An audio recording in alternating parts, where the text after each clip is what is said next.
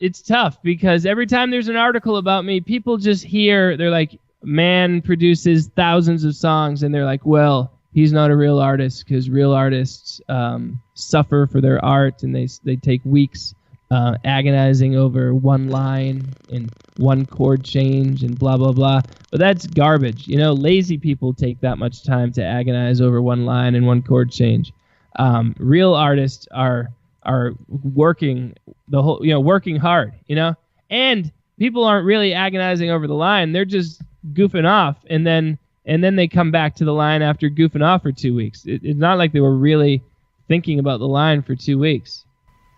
Yeah, I mean, I agree. If you ever hear any stories of professional artists in the studio, like they're always, messing about. I mean, they never get around to recording until like they're the worst procrastinators in the world.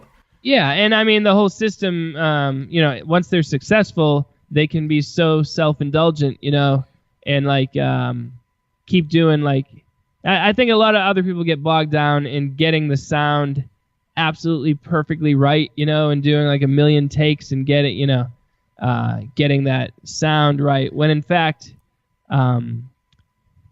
you're not making the song any better. Just record it, get it done, get it right, but it doesn't have to be perfect. I think perfection is uninteresting too. Yeah, and the thing is, what you think of perfection is, like you said, and what you've realized before is that other people are going to find, the songs that you don't think are that good, they might think that they're great. And so you never know at the end of the day. Yeah, or you could have a version of a song that you finish on Monday, and then you could take it and tweak it, to get it perfect for the next 5 days. But then you play both versions for someone else, and they don't even know the difference. They don't even hear all the little things that you did to touch it up. So don't bother is what I say. Yeah, and speaking about that whole mentality about kind of criticizing that sort of output that you've been getting a lot of, well, maybe not a lot of, but a considerable amount of blowback for.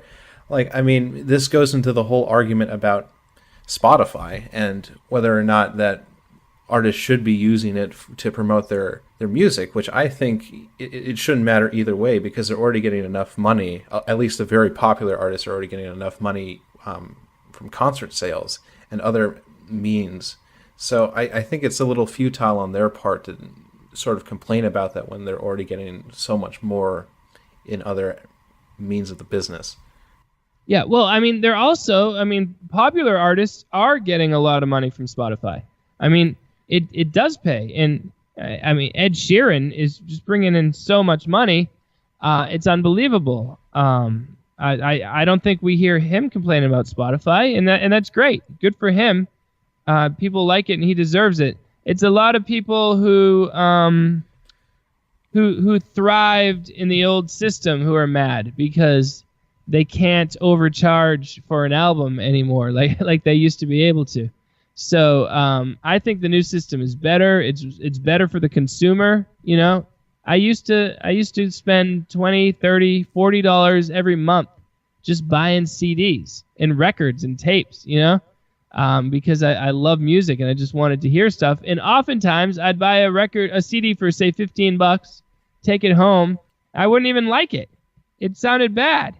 And nowadays it's like musicians can't trick me into wasting money on their album anymore. Now I can listen to it, for $10 a month on Spotify. And if their record is good, I will listen to it so many times that they'll earn more from those royalties than they would have earned selling a CD. So it rewards quality, and it's more fair to the consumer. So everyone's got to quit complaining. Yeah, absolutely. I mean, it definitely seems more merit-based on, at least in my perspective. I mean, you probably feel the same way then. Yeah, it's entirely merit-based.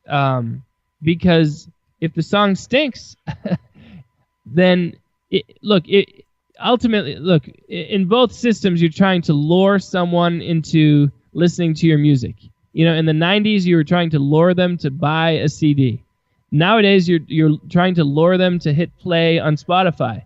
But Nowadays, once they hit play, then the song's got to be good enough that they continue to explore your catalog or to replay that song. So it's got to be good. But in the old days, all you had to do was lure them to buy the CD, and then basically you don't care if they like it or not because you've already earned the money. So, I mean, the incentive is different now. Yeah, and it seemed like that they really wanted to put all the money into the single, so that would be kind of its form of free advertising. Well, not free, but the most effective form of advertising to buy the record. Yeah, and the rest of the record didn't have to be good because people didn't have other than going to like Barnes and Noble and putting on headphones, if where you could preview some albums, that was like amazing technology. When I first saw that. Other than that, you don't have any.